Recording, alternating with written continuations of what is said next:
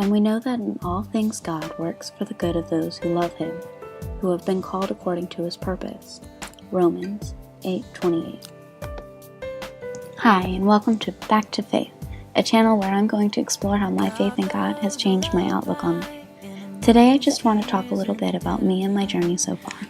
I used to be so far from faith in God that it seemed almost impossible to go back to faith. Then I met Chris, and I started to change. It was little things here and there, like going back to church and singing in church again and wearing my cross. I loved it. Over those 2 years, I started to trust God again. It took time, and I've definitely backslided a couple of times. Sometimes things just hit you, and over this past summer, I really started to feel a change. Almost like running into a brick wall. My boyfriend and I started to go not only to church every week, but also to a college kids' Bible study.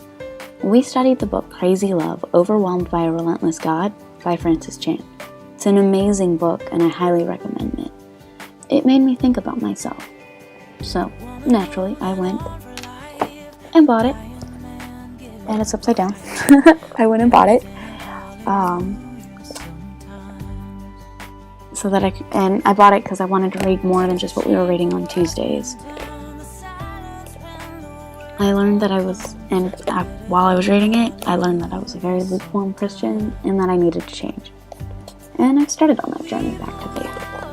Before one of our Bible study group days, one of the pastor's wives came in and talked to us about mission trips. It gave me goosebumps, but in a good way. She showed us pictures and talked about it. And at that moment, I had decided I wanted to go. I wanted to help Haiti rebuild a church and help rebuild their faith in the Lord. I felt touched to have this once-in-a-lifetime opportunity to spread faith and grow in my own faith. I have a long journey to get back to faith, but with so many people who love me and are beside me, how can I go wrong?